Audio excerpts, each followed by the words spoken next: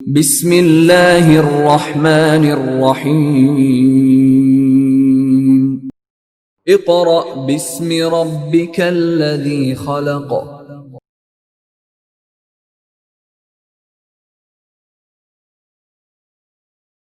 اعوذ باللہ من الشیطان الرجیم بسم اللہ الرحمن الرحیم۔ معزز سامعین، طلباء و طالبات، جیسا کہ باقی تمام مضامین کے لیکچرز آپ کو مل رہے ہیں، اسلامیات آپ کا ایک ایسا اہم مضمون ہے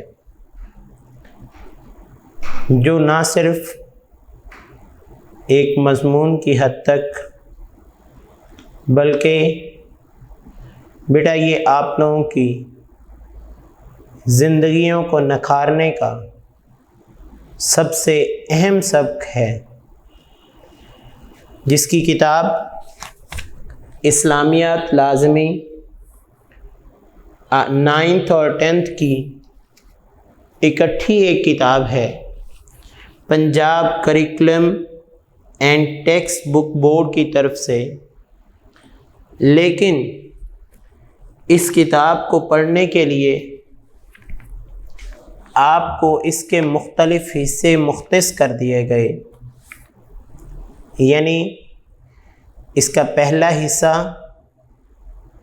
جو کہ 3 سورتوں کے ترجمے پر مشتمل ہے، جس میں سے ایک سورت سورہ الانفال جو ہے وہ آپ نے 9th میں پڑھ لی تھی، سورہ احزاب اور سورہ ممتحنہ آپ کو 10th میں پڑھائی جائے گی۔ اس کے ساتھ ساتھ کتاب کا دوسرا حصہ جو کہ احادیث پر مشتمل ہے، اس میں 20 احادیث شامل ہیں، جن میں سے 10 احادیث آپ نے 9th کلاس میں پڑھ لی، باقی 10 احادیث آپ کی 10th کلاس کا حصہ ہے۔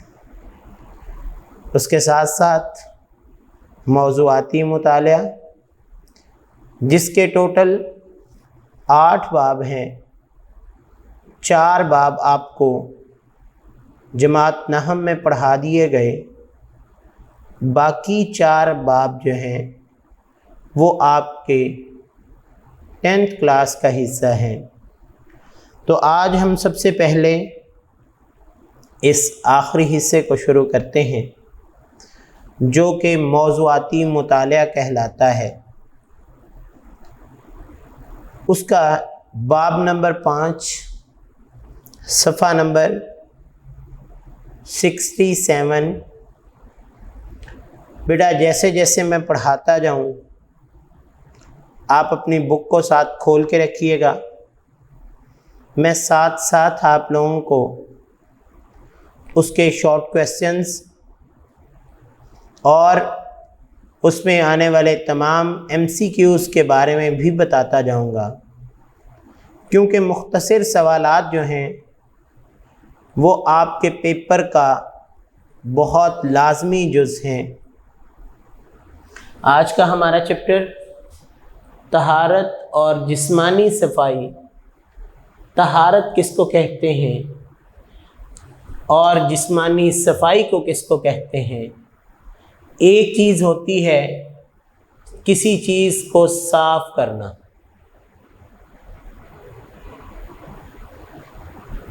لیکن طہارت کا مطلب کیا ہوتا ہے؟ پاکیزگی۔ کیا مطلب ہوتا ہے؟ پاکیزگی، یعنی پاک اور صاف کرنا۔ پہلے کیا کرنا؟ جسم کو پاک کرنا اور صاف کرنا۔ پاک کرنے کے بعد آپ اس کو صاف کریں گے تو وہ کیا کہلائے گا؟ وہ جسم کی طہارت بھی ہوگی اور صفائی بھی ہوگی۔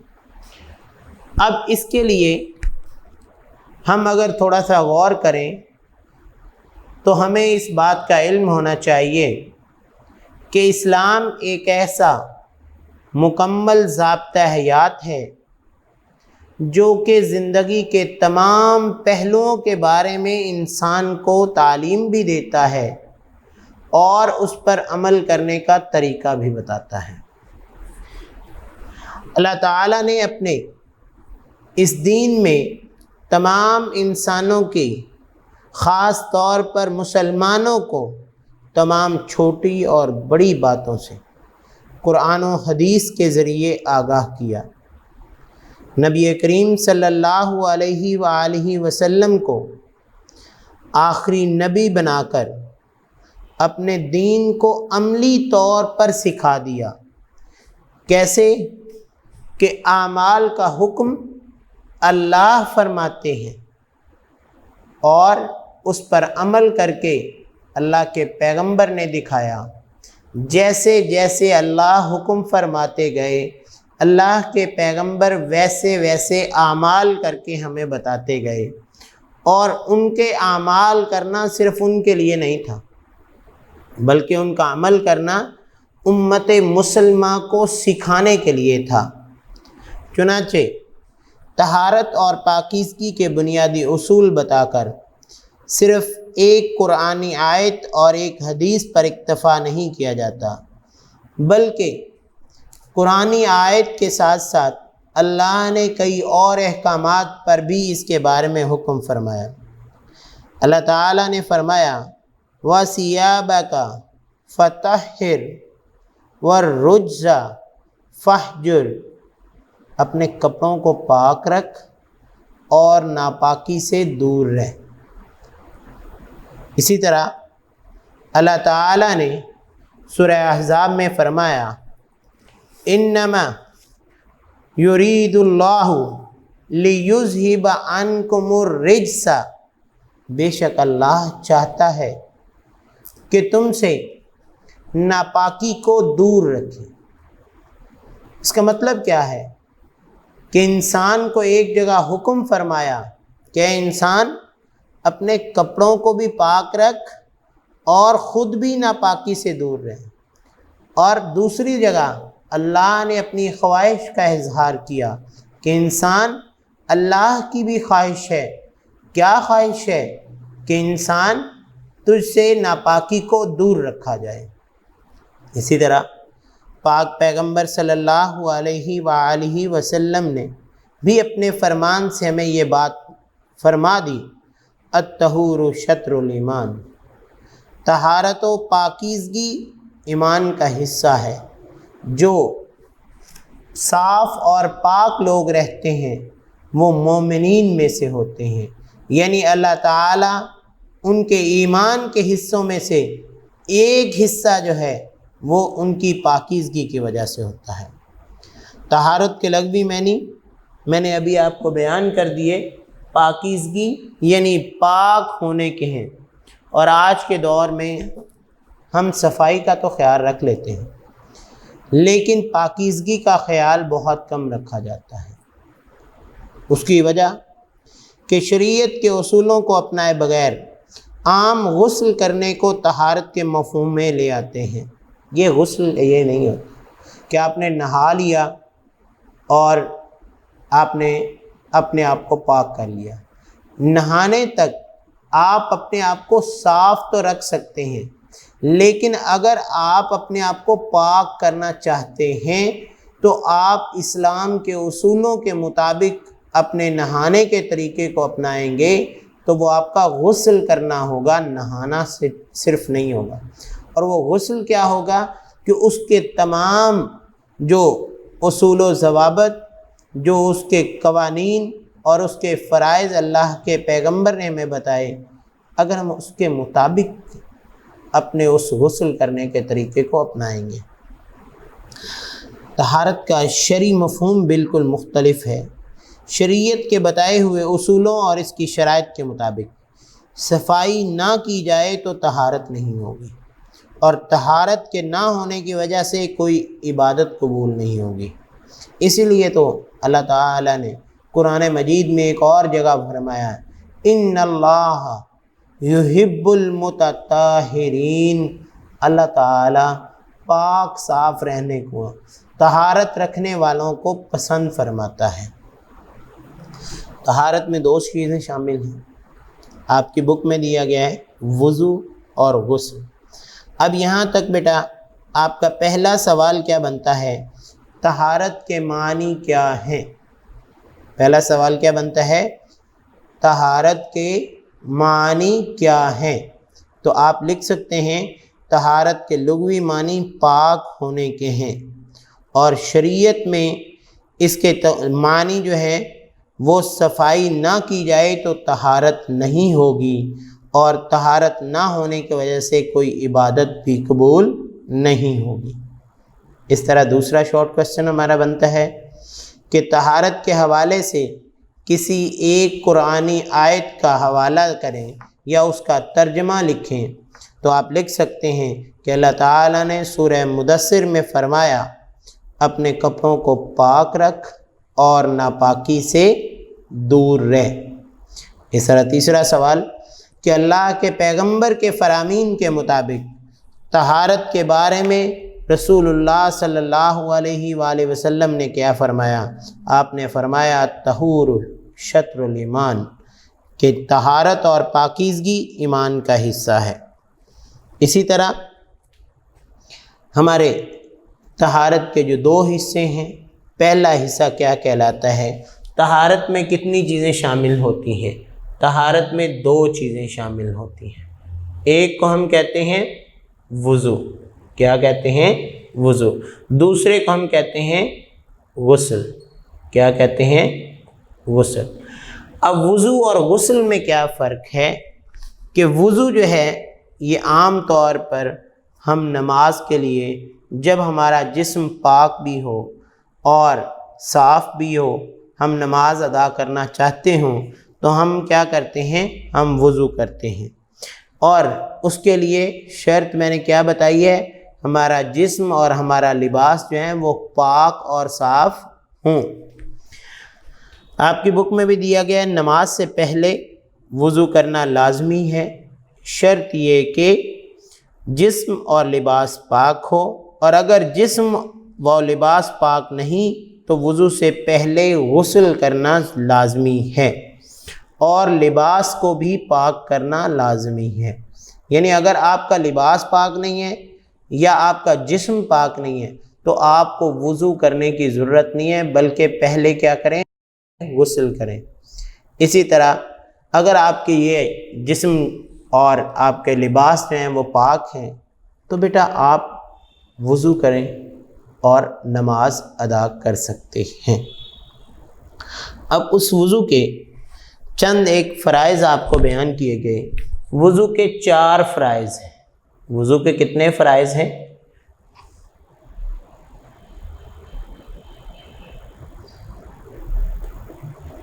वज़ू के 4 फ़राइज़ हैं। कौन कौन से फ़राइज़ हैं? पहला फ़र्ज़ क्या है कि चेहरे को धोना। पहला फ़र्ज़ क्या है? चेहरे को धोना।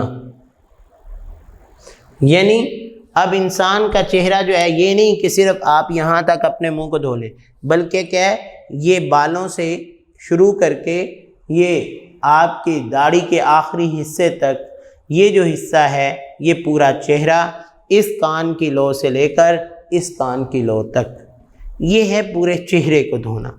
दूसरा है कोहनियों समेत हाथों को धोना।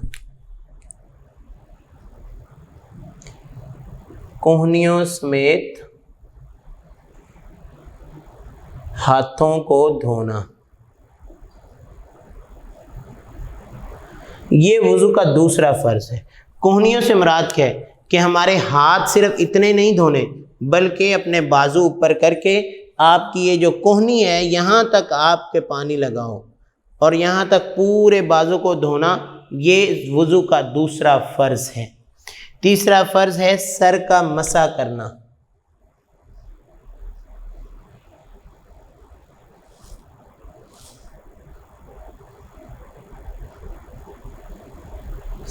अब सर का मसा कैसे किया जाता है? आम तौर पर आप लोगों को बेटा ये قاری صاحب جو ہیں وہ بھی سکھاتے رہتے ہیں کہ آپ اپنی انگلیوں کو آپس میں ملائیں اور اپنے دونوں کانوں تک لے کر جائیں انگوٹھوں کو اور پورے سر کا مسح کریں. تو یہ کیا ہے؟ یہ وضو کا تیسرا فرض ہے کہ آپ اپنے سر کا مسح کریں. اور چوتھا فرض کیا ہے؟ ٹخنوں سمیت پاؤں دھونا.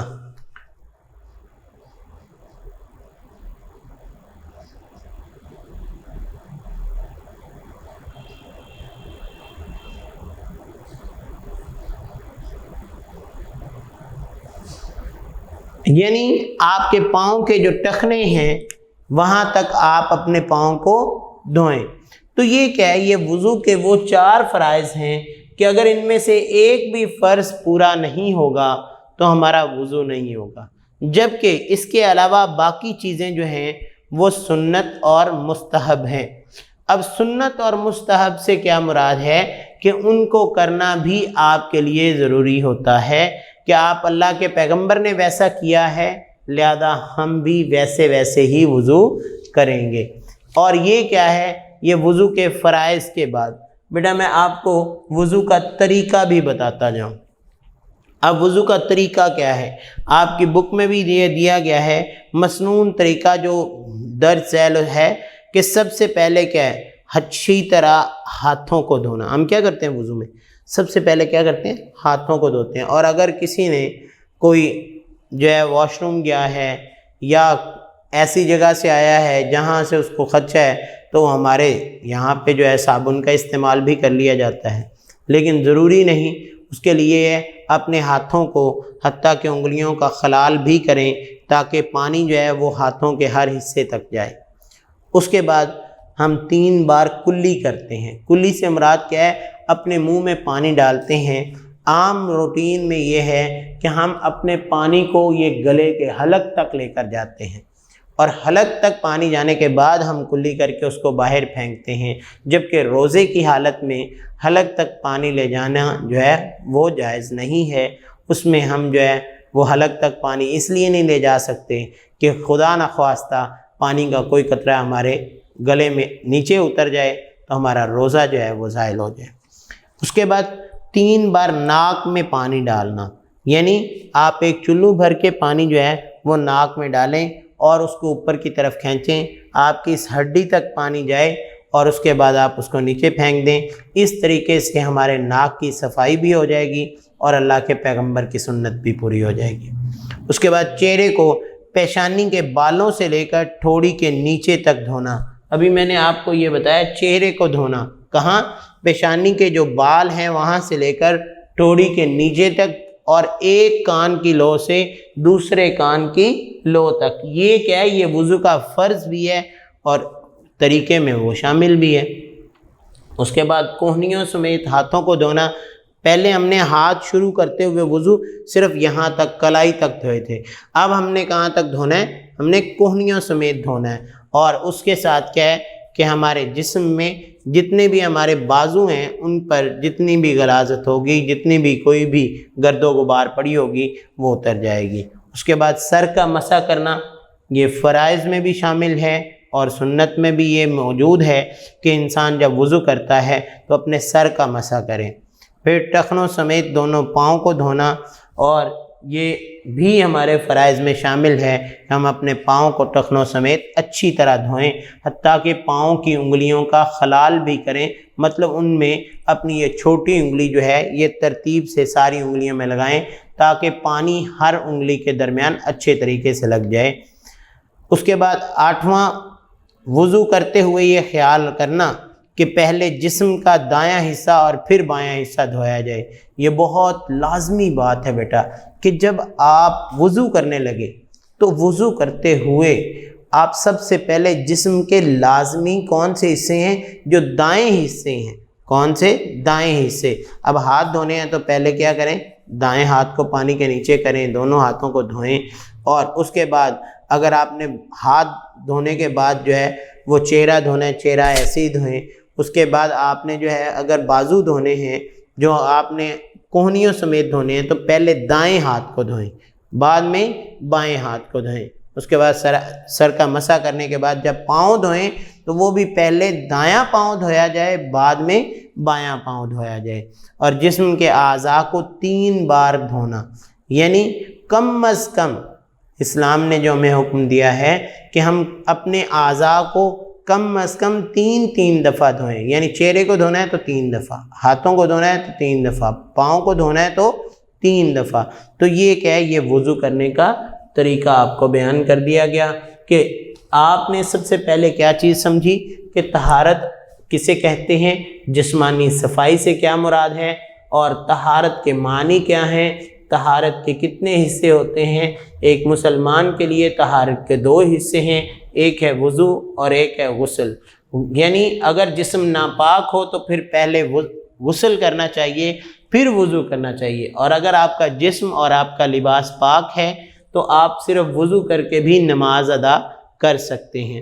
اب وضو کرتے ہوئے 4 فرائض کا خیال رکھنا تو بہت لازمی ہے۔ یہ سب سے پہلی بات چہرے کو دھونا، پھر کونیوں سمیت ہاتھوں کو دھونا، سر کا مسح کرنا اور ٹخنوں سمیت پاؤں کو دھونا۔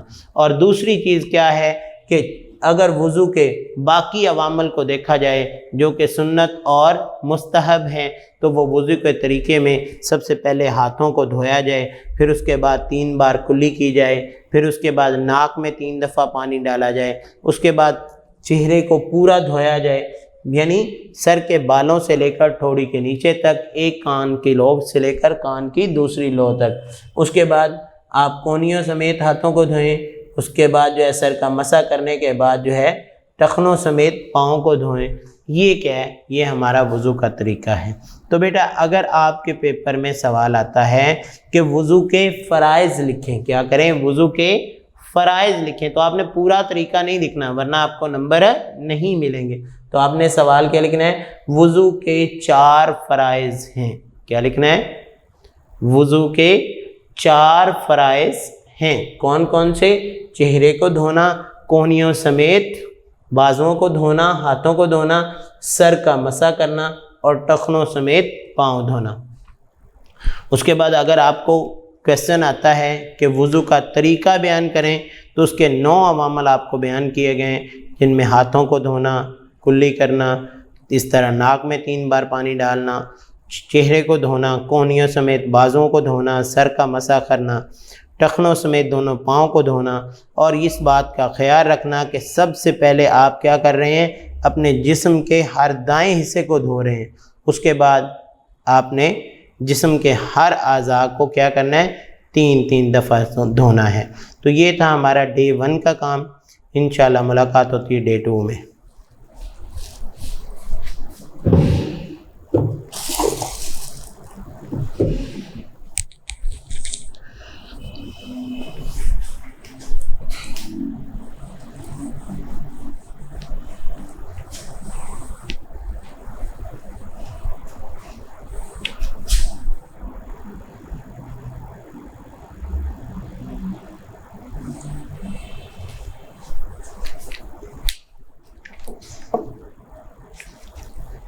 بسم اللہ الرحمن الرحیم۔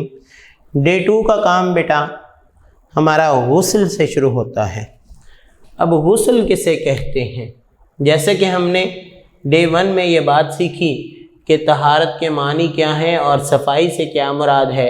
اگر دونوں کو ملایا جائے تو پہلے پاک ہونا اور پھر صاف ہونا ہے، اور اس میں پاکیزگی کے لیے 2 طریقے اللہ نے ہمیں بیان کیے۔ کون کون سے؟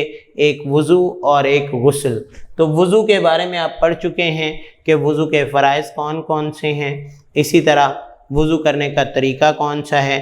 تو اب ہم پڑھنے لگے ہیں غسل کسے کہتے ہیں۔ تو بیٹا اپنی بک کا صفحہ نمبر 68 نکال لیں، اس میں لکھا ہوا ہے کہ اردو زبان میں غسل کے معنی جو ہیں وہ نہانے کے ہیں۔ غسل کے معنی کون سے ہیں؟ نہانے کے۔ اگر جسم پاک نہ ہو تو وضو سے پہلے غسل کرنا واجب ہے۔ اسلام نے ہمیں کیا کہا ہے؟ اگر آپ کا جسم اور آپ کا لباس پاک نہیں ہے تو پہلے آپ غسل کریں، جس سے آپ کا جسم جو ہے وہ پاک ہو جائے گا۔ اس کے علاوہ انسان کو صاف ستھرا رکھنے کے لیے نہانے کی ترغیب بھی دی گئی۔ चुनांचे नबी अकरम सल्लल्लाहु अलैहि वआलैहि वसल्लम ने जुमा के दिन गुस्ल करने को हर मुसलमान के लिए मसनून करार दिया गया। तो ये क्या है, यहाँ पे हमारा सवाल भी बनता है कि किन किन अय्याम पर गुस्ल करने को मसनून करार दिया गया, किन किन अय्याम पर गुस्ल करने को मसनून करार दिया गया। तो वो अय्याम कौन कौन से हैं? जुमा के दिन, ईदैन के दिन और हज व उम्रा के लिए एहराम बांधने से पहले। यानी गुस्ल कब कब मसनून करार दिया गया? नंबर 1 जुमा के दिन,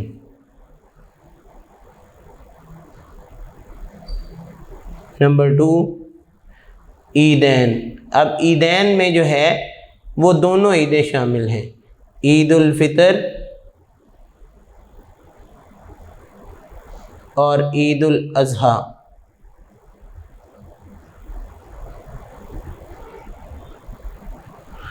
दोनों ईदैन पर गुस्ल करना मसनून है। इसके बाद तीसरा जो अल्लाह के पैगंबर ने तरीका बयान किया कि कब गुस्ल करना आप पर जो है वो मसनून है, तो वो एहराम बांधने से पहले।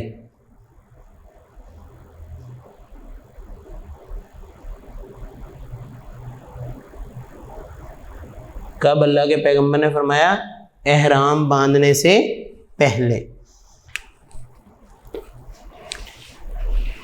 तालीमुल इस्लाम जैसी किताबों में हम ये चीज़ें पढ़ सकते हैं जिनमें गुस्ल वाजिब है। अगर इन हालतों में गुस्ल ना किया जाए तो इंसान नापाक रहेगा और उसकी इबादत कबूल ना होगी। यानी किन सूरतों में इंसान पर गुस्ल वाजिब हो जाता है? जब उसका जिस्म जो है वो नापाक हो जाता है, और जिस्म का नापाक होना जो है उसकी चंद एक अवामल होते हैं कि इंसान के बलूगत तक पहुंच जाने के बाद इंसान जो है उसका जिस्म को नापाक होने की सूरतें पैदा हो सकती हैं।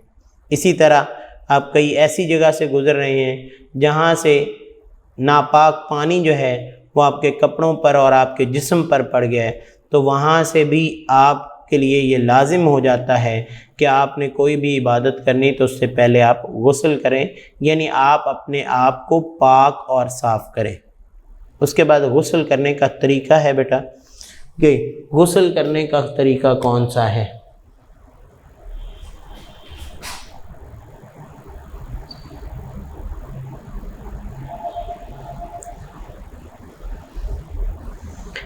अब इंसान जब गुस्ल करता है तो सबसे पहले क्या है कि नहाने गुस्ल शुरू करने से पहले जिस्म का जो हिस्सा गंदा है, यानी जिस हिस्से पर गंदगी लगी है, उसे धो लिया जाए।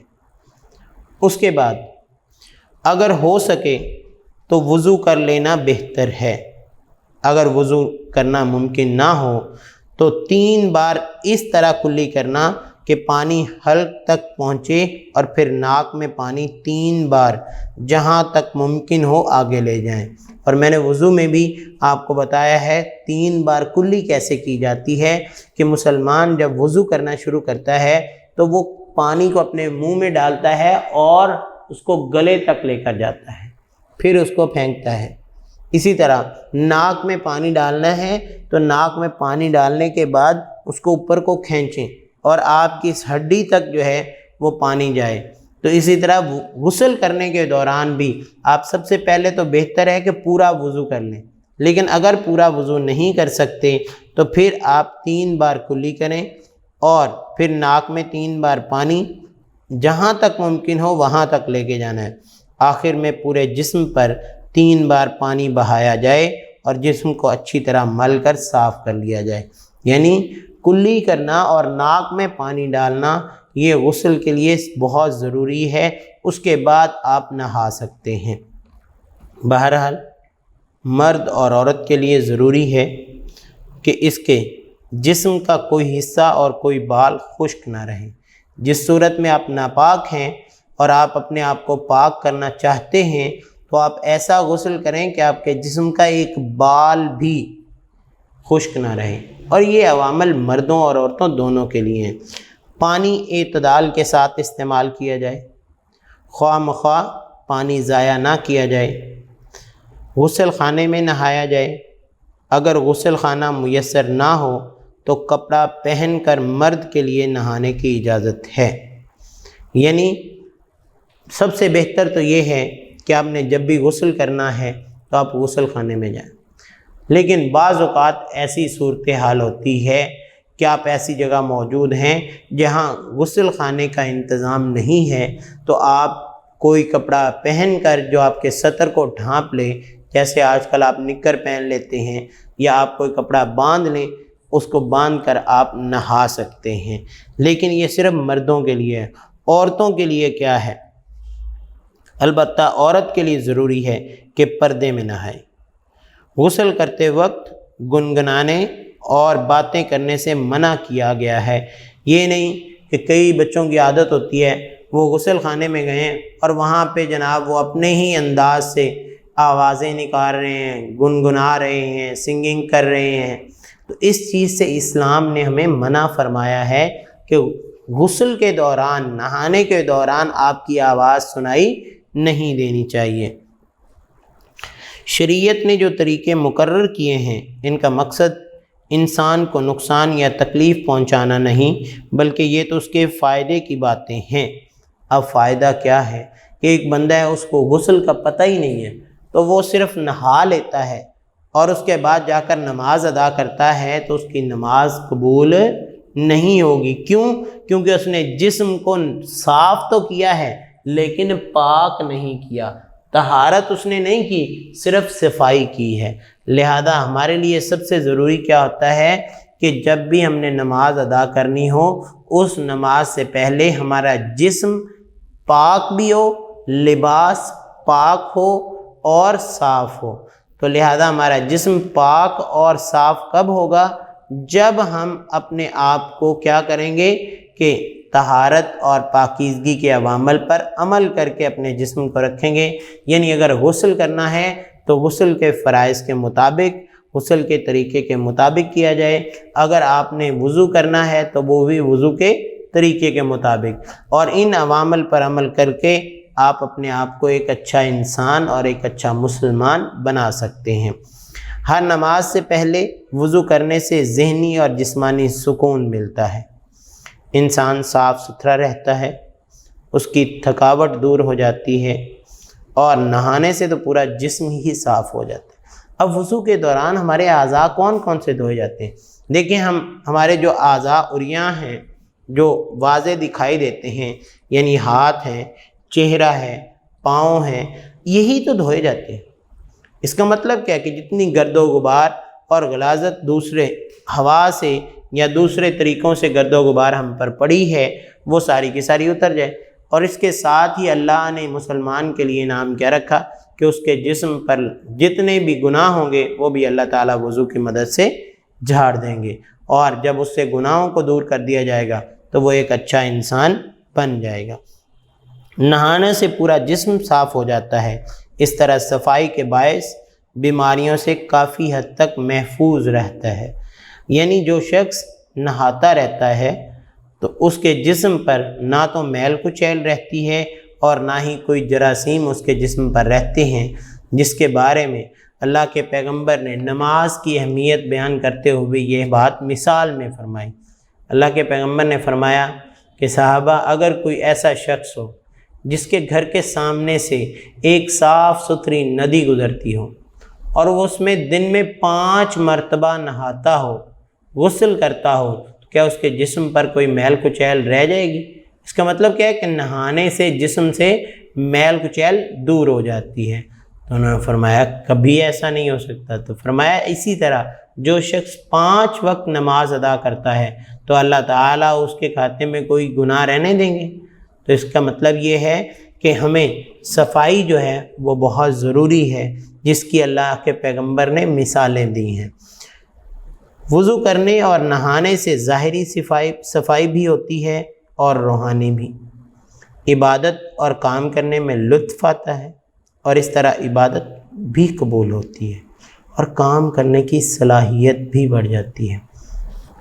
کیسے کام کرنے کی صلاحیت بڑھ جاتی ہے؟ کہ انسان جب نہا کر یا غسل کر کے یا وضو کر کے اپنے آپ کو تازہ دم کر لیتا ہے تو اس میں دوبارہ سے وہ قوت آ جاتی ہے کہ وہ کسی کام کو سر انجام دے پائے۔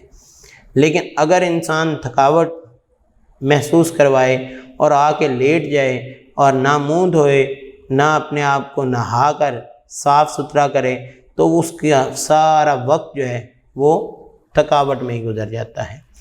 تو بیٹا آپ کی مشق میں پہلا سوال ہے، قرآن و حدیث کی روشنی میں طہارت پر ایک مختصر نوٹ لکھیں۔ تو میں نے آپ کو ایک قرآن پاک کی آیت اور سورہ مدثر کی اور ایک حدیث جو ہے وہ بیان کر دی کہ جس کے ذریعے اللہ کے پیغمبر نے ہمیں صاف رہنے کے بارے میں تنبیہ کی ہے۔ دوسرا، وضو کا طریقہ بیان کریں۔ میں نے پہلے وضو کے فرائض بیان کیے، پھر اس کا طریقہ بیان کیا۔ اس کے بعد غسل کا مسنون طریقہ کیا ہے ابھی میں آپ کو بیان کر چکا ہوں کہ سب سے پہلے بہتر تو ہے کہ آپ اپنے جسم سے جو گندگی لگی ہے، جو غلاظت ہے، اس کو دور کریں۔ اس کے بعد آپ پورا وضو کر لیں۔ لیکن اگر پورا وضو نہیں کرنا تو کم از کم اپنے منہ میں پانی ڈال کے، جس کو کلی کرنا کہتے ہیں، وہ گلے تک پانی لے جایا جائے اور اس کی کلی کی جائے۔ اسی طرح ناک میں پانی ڈالا جائے تو جہاں تک ممکن ہو سکے اس کو کھینچ کے اوپر لے جایا جائے، اور اس کے بعد جسم کے تمام حصوں پر پانی بہایا جائے اس انداز سے کہ جسم کا کوئی حصہ بھی خشک، حتیٰ کہ ایک بال بھی خشک نہ رہے، تو تب جا کے غسل ہوگا۔ طہارت کے بارے میں ایک آیت اور ایک حدیث بیان کریں جو میں شروع میں بیان کر چکا ہوں کہ اللہ کے پیغمبر نے اللہ کے کلام میں سے ہمیں کیا فرمایا، وَثِيَابَكَ فَطَهِّرْ وَالرُّجْزَ فَاهْجُرْ۔ یہ کیا ہے، اپنے کپڑوں کو پاک رکھ اور ناپاکی سے دور رہے۔ اس طرح اللہ کے پیغمبر کی حدیث کیا ہے، الطہور شطر الایمان، صفائی اور پاکیزگی نصف ایمان ہے، ایمان کا آدھا حصہ ہے۔ اس کے بعد بیٹا خالی جگہوں کو مناسب الفاظ سے پر کیجئے۔ جمعہ کے دن غسل واجب ہے، جمعہ کے دن غسل واجب ہے۔ ابھی میں نے یہ بات آپ کو بتا دی تھی کہ اللہ کے پیغمبر نے کیا فرمایا کہ جمعہ کے دن غسل کرنے کو ہر مسلمان کے لیے مسنون قرار دیا گیا ہے۔ اور یہ کن کن ایام میں؟ جمعہ کے دن، عیدین کے دن اور احرام باندھنے سے پہلے۔ عیدین کے دن غسل مسنون ہے۔ غسل کرتے وقت پورے جسم پر 3 مرتبہ پانی بہایا جائے۔ کتنی مرتبہ پانی بہایا جائے؟ 3 مرتبہ۔ پانی کا استعمال کم سے کم کیا جائے، پانی کا استعمال کیا کیا جائے؟ کم سے کم کیا جائے۔ طہارت کے بغیر نماز نہیں ادا ہو سکتی، طہارت کے بغیر نماز ادا نہیں ہو سکتی۔ عمرہ و حج کے احرام باندھنے سے پہلے غسل کرنا بھی مسنون قرار دیا گیا ہے۔ یہ آپ پیج نمبر 68 پہ پڑھ سکتے ہیں۔ عمرہ و حج کے احرام باندھنے سے پہلے نہانے کو بھی اپنی سنت میں پیغمبر صلی اللہ علیہ وآلہ وسلم نے شامل کیا ہے۔ وضو اور غسل سے ڈیش حاصل ہوتی ہے، کیا ہوتی ہے؟ تسکین حاصل ہوتی ہے، اس سے انسان صاف ہو جاتا ہے، اپنے آپ کو تازہ دم سمجھتا ہے۔ طہارت کے معنی پاک ہونے کے ہیں، پاکیزہ ہونے کے ہیں، یہ بات ہم نے لغوی معنی میں پڑھ لی تھی۔ تو بیٹا یہ تھا ہمارا ڈے 2 کا کام، جس میں ہم نے غسل کے بارے میں پڑھا کہ غسل کا طریقہ کون سا ہے، غسل کن کن موقعوں پر کرنا جو ہے وہ مسنون ہے، اور غسل کرنا کب لازم ہو جاتا ہے، کب اس کو ایک مسلمان کے لیے ضروری سمجھنا چاہیے کہ اب وہ غسل نہ کرے گا تو اس کا جسم کبھی بھی پاک نہیں ہوگا۔ صاف تو رہ سکتا ہے لیکن پاک نہیں ہوگا۔ اس لیے بیٹا آپ نے اس کو غور سے سننا ہے۔ یہ آپ کی دنیاوی تعلیم کے ساتھ ساتھ آپ کی زندگی میں نکھار پیدا کرنے کے لیے بہت اہم سبق ہے۔ لہذا آج کے لیے اسی سبق کے ساتھ اجازت چاہتا ہوں کہ طہارت اور جسمانی صفائی جو ہے یہ کس طرح ایک مسلمان کے لیے ضروری ہیں، اور اس کے کیے بغیر ایک مسلمان کی زندگی میں کسی قسم کی تازگی نہیں آ سکتی۔ اللہ حافظ۔